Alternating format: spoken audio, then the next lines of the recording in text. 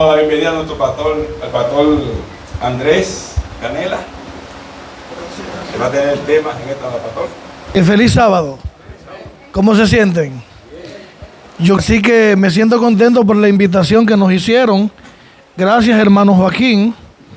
Gracias, verdad, a los líderes por permitirnos estar aquí. Aquí conozco a algunas personas, no muchos, pero conozco a algunos. Pero somos hermanos como quiera, ¿verdad? Mi hermano Carrasco, esa es una ficha conocida de nosotros. Hermanos, todos nosotros hemos pecado. Todos nosotros somos pecadores. ¿Cuándo fue la última vez que usted cometió un pecado? Vamos a ver, ¿cuándo fue? ¿Usted recuerda? No tiene que decirme qué pecado, solamente usted pensar, ¿cuándo fue la última vez que usted cometió un pecado? Me imagino que hace segundos. ¿Por qué somos pecadores? ¿Porque pecamos o por qué? ¿Por qué somos pecadores? Por naturaleza. Ahora, el punto de esto es que la mayoría de nosotros no hemos entendido bien este asunto del pecado. Porque algunos creen que el pecado es algo que yo cometo. Claro, si usted hace cosas malas, eso es un pecado. Pero eso no me convierte a mí en pecador. Yo soy pecador, como dijimos, por naturaleza. Precisamente cometemos errores. ¿Por qué? Porque somos pecadores. Si no fuéramos pecadores, no cometiéramos errores, no pecáramos. De manera que somos pecadores porque por naturaleza, y por eso usted se propone no caer en este error y cae, y usted dice, no, en esta ocasión no lo voy a volver a hacer, y vuelve y cae, y vuelve y cae, porque no se trata de lo que usted dice, se trata de tu naturaleza. Y el único que puede luchar en contra de eso es Cristo, no tú ni yo. Por mucho tiempo hemos estado batallando solo con este asunto para tratar de salir de ese fango, de ese hoyo donde yo estoy sumergido, pero no nos damos cuenta que por nosotros mismos no podemos salir, sino que solamente Cristo nos puede ayudar y nos puede levantar. ¿Ustedes me están escuchando bien? ¿Se escucha bien? Ok, el volumen está bien, porque aquí no me escucho tanto, por eso hago la pregunta. Muy bien. Abran conmigo sus Biblias en lo que fue la lectura bíblica, Números capítulo 5. Números capítulo 5. Hoy vamos a estudiar la palabra de Dios. ¿Cuánto le gusta estudiar la Biblia? Estudiar la Biblia. ¿Cuánto le gusta estudiar la Biblia? Veo pocas manos. Hoy no vamos a sermonear, no. Vamos a estudiar ¿qué? La Biblia. A mí me gusta estudiar la Biblia. Génesis, Éxodo, Levítico, Números y Deuteronomio son los primeros 5 libros de la Biblia, pero en este número, que es el cuarto, el número 4 de los 5, en el capítulo 5, versículos 11 en adelante, vamos a leer lo que dice la palabra de Dios sobre la ley de los celos y la protección de Dios hacia la persona, hacia el individuo. ¿Y por qué esta ley? ¿Y qué significado tiene para nosotros hoy?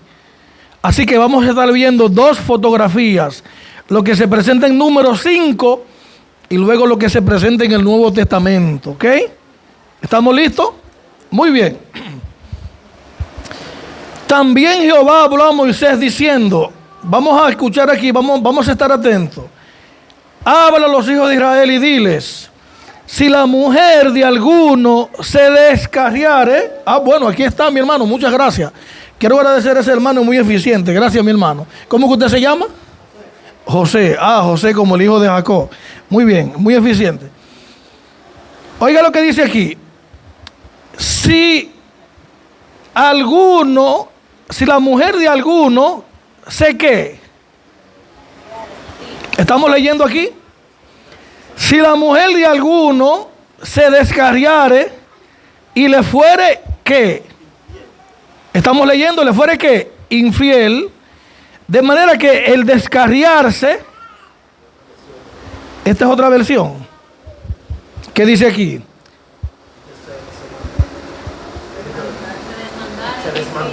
Se desmandare. O se hiciera traición, perfecto. No se preocupe que es el mismo significado, a veces palabras diferentes. Pero seguimos el versículo 13.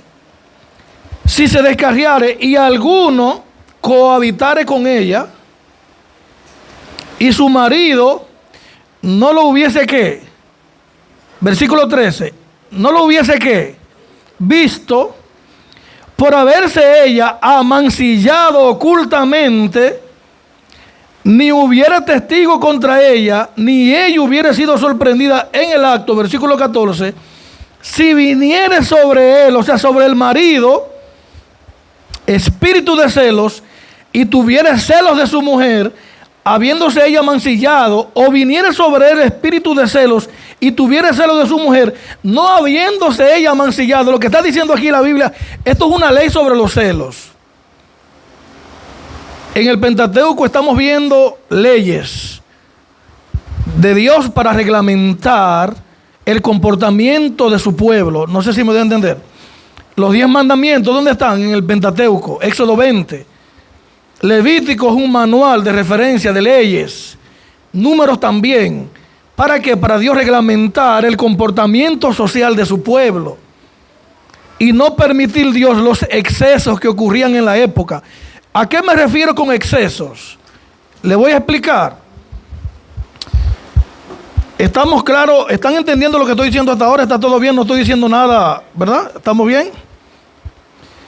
Dios promulga leyes a su pueblo porque en esa época vivíamos, las mujeres especialmente, una condición muy difícil frente a los hombres. Era una cultura totalmente machista, totalmente predominante de los hombres. Las mujeres tenían pocos derechos y era más bien tratada como un objeto, las mujeres, una propiedad. El hombre la compraba, el hombre la pedía y dase. Una mujer que cometía adulterio, según el código de Hammurabi y otros códigos de la época, pero el de Hammurabi era el código de leyes más conocido de esa época, en Mesopotamia, establecía que una mujer que cometiera adulterio o un hombre, debían ser los dos tomados, amarrados y lanzados al río Éufrates o Tigris. Recuerden que Mesopotamia es una zona entre dos ríos. Hoy esos ríos no existen, están secos, pero en esa época Mesopotamia estaba entre dos ríos. De paso, el jardín del Edén se entiende que estaba en esa zona de Mesopotamia, porque del jardín del Edén partían un río en 4 brazos, Pisón, Gihón, Éufrates y Dequel, que luego se le llamó a alguno de ellos Tigres. El punto es que el que cometía adulterio, la mujer y el hombre, ambos debían ser tomados según las leyes de ellos, de los mesopotámicos, especialmente lo que dice el código de Hammurabi, amarrados y lanzados ¿dónde? En el río. Oiga esto. Y el código establece, eso usted lo puede ver en el código de Hammurabi, específicamente el código de leyes del 127 al 136. La mujer y el hombre los amarraban, los lanzaban al río. Y el código establece que si ellos podían salir vivos del río, no se ahogaban, ni ningún animal se los comía, entonces ellos gozaban del favor de los dioses porque eran inocentes. Pero si se ahogaban, si perdían la vida, entonces eran ¿qué? Culpables. Interesante. Pero una persona cometía cualquier error y lo mandaban a colgar y a matar. Y Dios dice, no, las cosas no pueden ser así. Dios interviene y por eso entonces Dios comienza a dictar leyes a su pueblo. ¿Para qué? Para que no se den esos excesos, sino Dios comienza a proteger a la gente. Comienza a dictar leyes y por esto la ley de los celos. Lo que Dios está diciendo es, no le hagan lo que se hace en Mesopotamia. Simplemente porque el hombre tiene celos para saber si eran culpables o no, vamos a lanzarlo al río y ahí que si salen vivos, amarrados, si salen vivos, son inocentes, si son muertos, son culpables. Dios dice, no, yo voy a definir el caso, yo voy a resolver el problema. ¿Me doy a entender? ¿Estamos entendiendo? Y por eso entonces Dios dicta esta ley de los celos, que es una ley de protección más bien hacia la mujer, hacia los individuos. Y Dios dice, si el hombre sospecha que su mujer le ha sido infiel y viene sobre él celos, porque ella se amancilló, tuvo intimidad con un hombre, sea verdad, dice Dios aquí, o sea falso, solamente es celos. Usted sabe que hay mujeres y hombres que son celosos, te celan hasta con la sombra.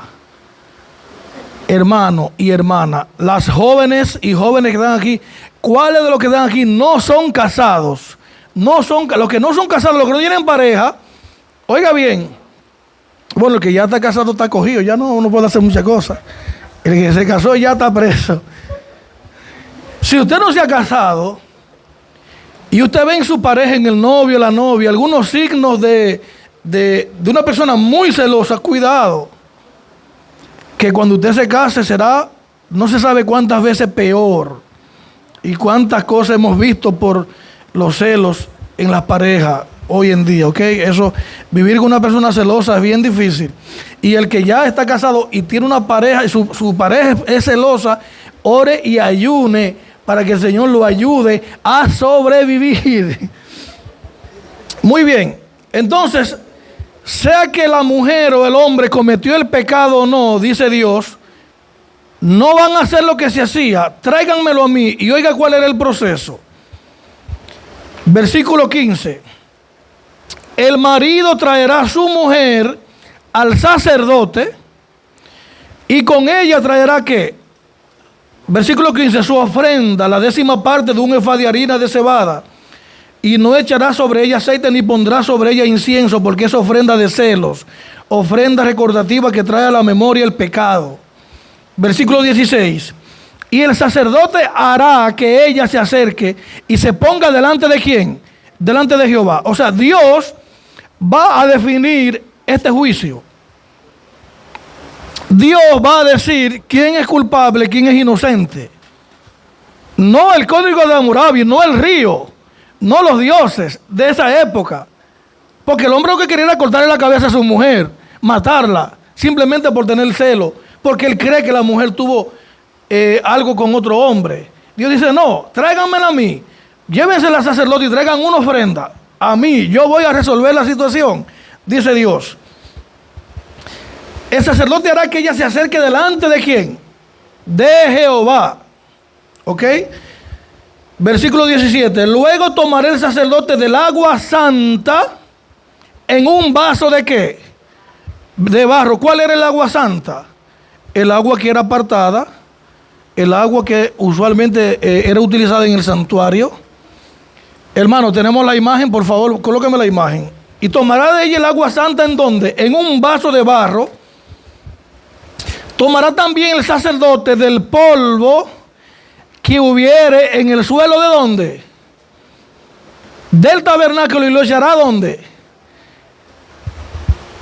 Tomaré el agua santa, voy a volver a repetir, en un vaso de barro. El sacerdote tomará el polvo que estaba ¿dónde? No estamos leyendo aquí, hermano. Yo le dije a usted que vamos a estudiar la Biblia. Si no vamos a estudiar la Biblia, dígamelo, porque es estudiando la Biblia que estamos. Y le estamos poniendo ahí a ustedes la lectura, la cita de todo ahí, para así tan cómodo. Tienen que responderme. Por amor de Jehová.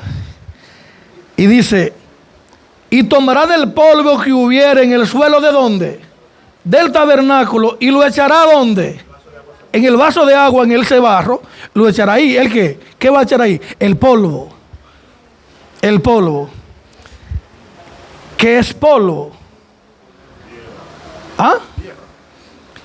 Pero no era una tierra, usted coger un puñado de tierra solamente.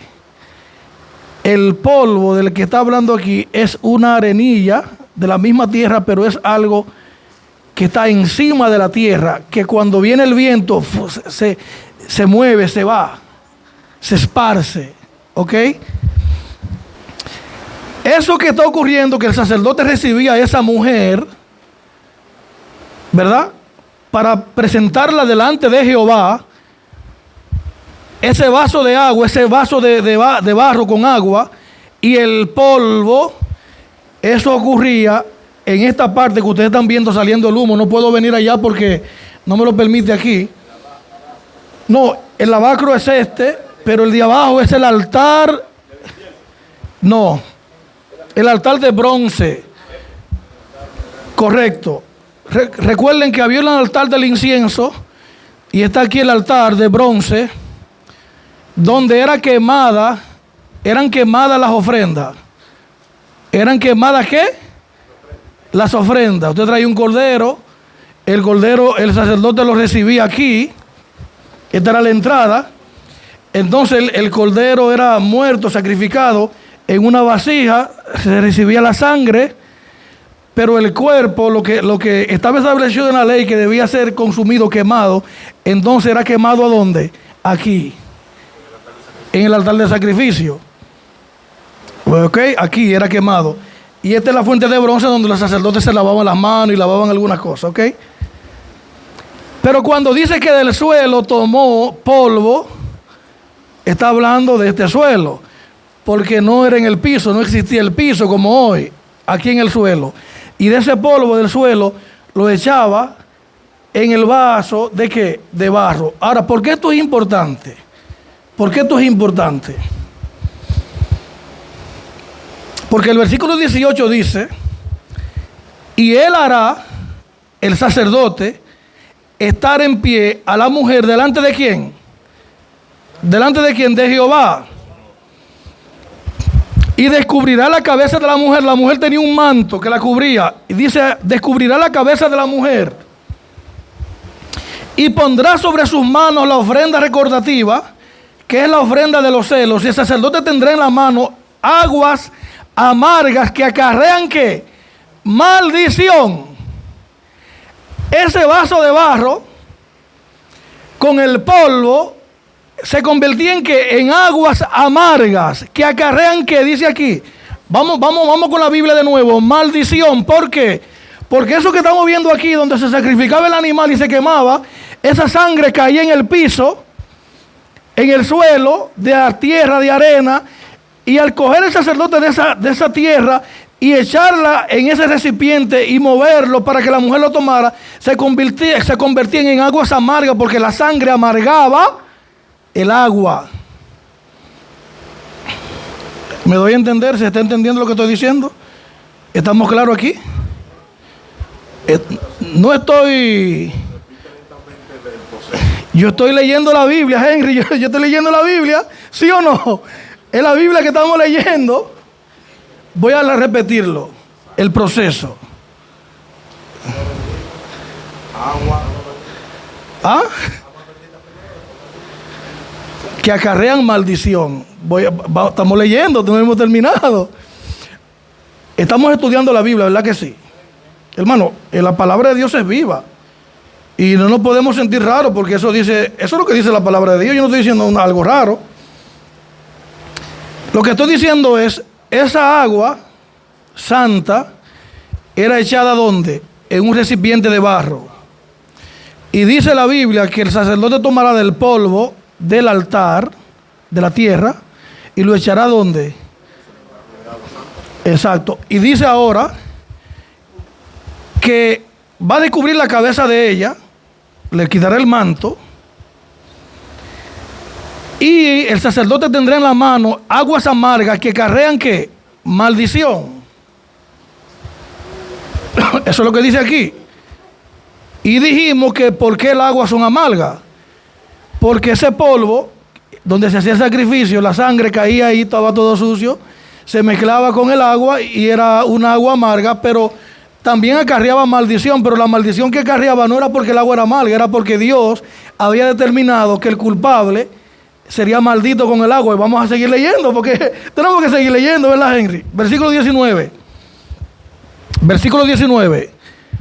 Francia, estamos entendiendo, ¿verdad? Estamos aquí. No quiero decir nada que ustedes no puedan entender. Estamos estudiando la palabra de Dios. Y el sacerdote, dice aquí, versículo 19, la conjugará y le dirá, ¿a quién? A la mujer. Oiga lo que dice aquí, el sacerdote la conjugará y le dirá, si ninguno ha dormido contigo, y si no te has apartado de tu marido, libre seas de estas aguas amargas que traen ¿qué? Maldición. Si tú no has cometido ningún pecado, si tú no has cometido ningún error, tranquila. Estas aguas que acarrean maldición te harán libre. Tú no tendrás ningún problema. No era como el código de Hammurabi que explicamos, que sea culpable o no, era lanzado al río amarrado. Es diferente. Dios está juzgando aquí el asunto. Estas aguas que traen maldición te harán libre. ¿Dónde estamos? Versículo 20 dice, mas, oiga bien, óigaseme bien, mas, si te has descarriado de tu marido,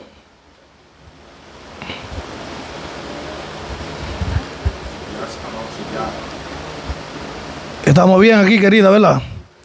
Si te has descarriado de tu marido y te has amancillado y ha cohabitado contigo alguno fuera de tu marido, oiga lo que va a ocurrir, versículo 21. El sacerdote conjugará la mujer con juramento de ¿qué? De maldición. Y dirá a la mujer ¿cómo? Y dirá a la mujer, oiga lo que dice, y dirá el sacerdote a la mujer, si realmente ella cometió el pecado, Jehová te haga maldición y execración en medio de tu pueblo, haciendo Jehová que tu muslo caiga y que tu vientre se hinche. Y estas aguas que dan maldición entren en tus entrañas y hagan hinchar tu vientre y caer tu muslo. Y la mujer dirá, amén y amén.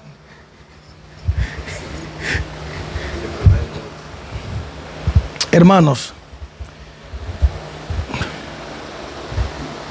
hoy en día muchas personas estamos viviendo la doble vida. Venimos a la iglesia mostrando que somos una cosa donde somos totalmente contrarios a lo que estamos mostrando. Desgraciadamente hoy en día no se respeta la institución del matrimonio. El esposo no respeta a la esposa no respeta al esposo. Y lo que ustedes están viendo aquí precisamente es Dios tratando de preservar en esa época donde habían tantas leyes contrarias, Dios tratando de preservar la integridad del ser humano, pero también el matrimonio. Es Dios diciendo, cuidado, porque yo estoy pendiente de lo que está ocurriendo. ¿Y por qué era una ley de protección? Porque esas mismas aguas amargas que acarrearían maldición sobre el pecador, esas mismas aguas liberarían a la persona que inocente, al que no ha cometido ningún pecado, al que no ha cometido ningún error, lo liberarían. La mujer dirá ¿cómo? Amén y amén. Y el versículo 23 dice, el sacerdote escribirá estas maldiciones en un libro y las borrará con las aguas amargas y dará a beber a la mujer las aguas amargas que traen maldición, y las aguas que obran maldición entrarán en ella para amargarla. Después el sacerdote tomará de la mano de la mujer la ofrenda de los celos y la presentará delante de ¿quién? Delante de Jehová, y la ofrecerá delante del altar, y tomará el sacerdote un puñado de la ofrenda en memoria de ella y la quemará sobre el altar, y después dará a beber las aguas ¿a quién? A la mujer. Le dará pues a beber las aguas, y si fuera inmunda y hubiera sido infiel a su marido, las aguas que obran maldición entrarán en ella para amargarla, y su vientre se hinchará y caerá su muslo, y la mujer será maldición en medio de su pueblo. Pero si la mujer no fuera inmunda, sino que estuviera limpia, ella será libre y será como fecunda. Ella será bendita, ella será libre, dará muchos hijos, será fecunda, será una mujer de bendición entre su pueblo. Esta es la ley de los celos cuando la mujer cometiera infidelidad contra su marido y se amancillare o del marido sobre el cual pasare espíritu de celos, entonces se presentará delante de Jehová y el sacerdote ejecutará en ella toda esta ley y el hombre será libre de iniquidad y la mujer llevará ¿qué? La mujer llevará ¿qué? Su pecado. O sea, Dios está haciendo ¿qué? El juicio. Dios está resolviendo este problema en esta pareja. Aguas que acarrean ¿qué? Maldición. Dios trata de proteger entonces a la mujer y a su pueblo con este tipo de leyes. Si era culpable, ¿era qué? Maldita. Pero si era inocente, ¿qué pasaba? Sería libre. Usted se puede imaginar esa mujer traída en medio del pueblo por el hombre, agarrada por un brazo, o no se sabe de qué manera la traían. La vergüenza que era estar pasando por todas las casas de los israelitas para realizar este juicio a esta mujer porque el hombre sospecha de que ella le ha sido infiel, siendo realmente ella inocente. Solamente el hecho de traerla a este lugar y ella enfrentar este juicio, esta situación, la angustia, la amargura de esta mujer. Hay alguien que también nos protegió, pero curiosamente ese alguien tomó una bebida mortal siendo inocente, pero fue encontrado culpable porque se le cayó el muslo, se le hinchó el vientre y fue hecho maldición aún sin haber cometido ¿qué? Un pecado. En Mateo 26 establece que Cristo, orando en Getsemaní, dijo que su alma estaba triste hasta la muerte. Y se presenta, desde el versículo 35 en adelante, se presenta delante de Dios en oración y Cristo le dice a Dios: Padre, si es posible, pasa de mí esta copa. Si es posible, pasa de mí esta bebida amarga, mortal. Pásala de mí si es posible. Pero el Padre no quiso pasar esa bebida, quiso que Cristo tomara la copa con maldición que le acarrearía a él la muerte. Y Cristo toma de esta copa. Y nos dice la palabra de Dios que Cristo fue colgado en un madero y fue hecho maldición en tu lugar sin haber cometido pecado. Cristo murió en tu lugar para que tú hoy puedas vivir su vida. Él murió tu muerte para que tú hoy puedas vivir en su nombre. Isaías 53 nos dice: mas él herido fue por nuestras rebeliones, molido por nuestros pecados. La paga ¿de qué? El castigo de nuestra paz. ¿Qué más dice? Y por su llaga fuimos nosotros curados. Cristo murió por ti. Cristo fue sacrificado por ti. Cristo fue crucificado por ti. Cristo bebió esta bebida mortal, pero curiosamente, siendo inocente, fue encontrado culpable. No porque él tenía pecado, sino porque él se hizo él mismo maldición. Él decidió hacerse el maldito, porque en la época era maldito todo aquel que era colgado ¿dónde? En un madero. Cristo fue colgado en un madero sin haber cometido nunca un error, un pecado, y se hizo maldición para estar en tu lugar donde tú y yo merecíamos. Cristo fue colgado en ese lugar y ahí Cristo murió para darte vida y vida en abundancia. Y Jesús nos protege de la muerte. Jesús nos protege de las consecuencias del pecado. Por eso el que está en Cristo, nueva criatura es. las cosas viejas pasaron, he aquí todas que son hechas nuevas. Jesús pasó por alto tus pecados pasados para que a partir de hoy tú y yo comencemos a vivir una nueva experiencia, una nueva vida en su nombre. Ahorita decíamos en la clase, no podemos continuar viviendo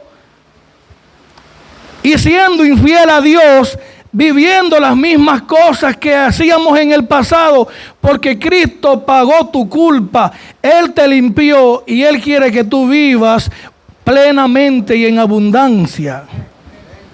Venimos a la iglesia a adorar a Dios cada sábado, a tener un encuentro con Él. Y yo te pregunto, ¿acaso Dios no sabe lo que ha ocurrido en tu vida? ¿Qué usted y yo podemos hacer que Dios no sepa? Nuestras acciones, cuando estamos solos, en oculto, pensamos que nadie las ve. Dios las ve. No hay nada oculto debajo del sol. Todo Dios lo sabe. Y actuamos muchas veces nosotros como si Dios no supiera nada acerca de nuestras vidas. Y precisamente porque Dios lo sabe todo, es que hoy Él te da una nueva oportunidad para que vengas a Él y te pongas a cuenta. Vivimos en persecución, vivimos escondiéndonos de Dios, vivimos huyendo de Dios, cometiendo errores y cada día más alejándonos de Él, entendiendo de que nadie sabe lo que estamos haciendo. Precisamente si estás aquí es porque Dios te está dando una nueva oportunidad para que te pongas a cuenta con Él, porque ya Él pagó tu culpa y no es necesario seguir viviendo en el pasado, sumergido en el pecado, porque Él se hizo maldición por ti.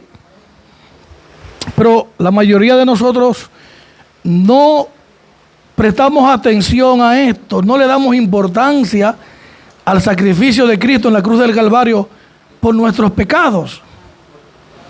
Y queremos vivir cometiendo los mismos errores, viviendo en el pasado. Pero hoy, para el que está en Cristo, el que está en Cristo hoy es una nueva criatura. Las cosas viejas pasaron y todas son hechas nuevas. Así que hoy levántate en el nombre de Cristo y entiende que tú eres libre de la maldición de la ley, de la maldición del pecado. Cristo te hizo libre. Él murió en tu lugar para que tú puedas vivir su vida, vivir de una manera plena. ¿Ustedes creen que es posible hacer esto? Dios te ama y Dios te quiere salvar. Y no hay nada en este mundo más importante para Dios que tú. ¿Sabías eso? No hay nada más importante para Dios que tú. No importa el pecado que has cometido, no importa lo profundo que sea. El amor de Dios está en todas direcciones. Hoy el Señor te perdona. Hoy Él pasa por alto de esos pecados, te abre la puerta y te quiere dar una nueva oportunidad. ¿Quieres aprovechar esta nueva oportunidad que Dios te da? ¿Tú crees que vale la pena el sacrificio que Cristo hizo en la cruz por nosotros? ¿Tiene sentido que Él se haya hecho maldición? ¿Es importante para nosotros creer esto? Así que hoy yo te invito a dejar el mundo atrás. Hoy yo te invito a arreglarte con Dios. Hoy yo te invito a hacer un nuevo pacto con el Señor. Él te perdona y Él te quiere hacer libre. Hermanos, yo conocí a Jesús hace mucho tiempo y entendí que lo que hace libre al ser humano no es la libertad financiera. Eso es importante. Lo que hace libre al ser humano no es estar fuera de la cárcel, porque de paso, muchos de los apóstoles estuvieron en la cárcel y dentro de la cárcel cantaban y hablaban acerca de la alegría de la libertad. El estar fuera de la cárcel, como andamos nosotros libres en este mundo, no nos hace libres. Conocer la verdad y seguir la verdad es lo que nos hace libres. Cristo dice, yo soy el camino, la verdad y la vida. Si conociéramos al Señor, si conociéramos su palabra, si viviéramos como Él quiere que lo hagamos, fuéramos verdaderamente libres. La carne nos empuja a hacer las cosas malas. La carne nos empuja a buscar las cosas de este mundo. Pero el Espíritu nos lleva a seguir a Dios y las cosas de Dios. Así que yo te quiero hoy motivar para que si te has desviado de los caminos del Señor por alguna circunstancia de la vida, que entiendas que el Señor hoy te abre la puerta y Él te da una nueva oportunidad. Yo sé que hemos corrido mucho y todos los que estamos aquí de una forma u otra hemos cometido graves errores, hemos caído profundo. Pero no hay nada en este mundo que tú y yo hagamos que nos aleje tanto de Dios que Él deje de amarnos. Cristo te ama y te quiere salvar. Si te vas al sur, ahí está el amor de Dios, buscándote, esperándote. Si te vas al norte, ahí también te encuentra Dios y su amor y su misericordia y su perdón. Si te vas al este, también ahí está. Si te vas al oeste, nosotros vivíamos en Nueva York, que es la parte norte, ¿verdad? Para allá. Vivíamos también en Connecticut. Y algunos de nosotros hemos vivido incluso más profundo para allá, para el norte. Y ahí nos alcanzaba cada día la luz y reflejos del amor de Dios. Estamos aquí un poquito más al sur, ¿verdad? Y aquí también está el amor de Dios buscándonos, llamándonos, tratando de guiarnos y diciéndonos que Él está a nuestra disposición, que Él nos perdona. Pero si nos vamos al oeste, si nos vamos al este, ahí también nos alcanza el amor de Dios. Porque el amor y el perdón, la misericordia de nuestro Dios está en todas direcciones, con un único propósito, y es de ¿qué? De salvarnos, de salvarnos. No hay excusa. La salvación está a nuestra disposición. Él se hizo maldición para que tú puedas ser hecho bendición. Él se colocó en tu lugar, tomó una bebida mortal que te tocaba a ti y a mí, siendo culpables de adulterio, siendo culpables de infidelidad, siendo culpable de toda clase de pecado. Cristo tomó tu lugar, se hizo maldición. Él compartió su muerte, estuvo colgado en la cruz en medio de ladrones, compartió su muerte con un grupo de personas de toda clase, de nivel social, con toda clase de cosas, precisamente diciéndonos que el lugar que a ti te correspondía lo tomó Él para que tú hoy puedas vivir su vida, puedas vivir en libertad, puedas vivir una vida plena en el nombre de Jesús. Hermano, no hay nada mejor que vivir en Cristo. No hay nada más maravilloso que seguir a nuestro Dios y vivir una vida limpia, transparente y de fidelidad a Dios. En algún momento vamos a caer, pero Dios nos dice: levántate porque yo estoy con ¿quién? Yo estoy contigo. Que Dios te bendiga en esta mañana. Ponte de pie si tú crees que vale la pena seguir a Cristo. Si tú crees que hay perdón en Jesús, ponte de pie. Yo quiero orar contigo.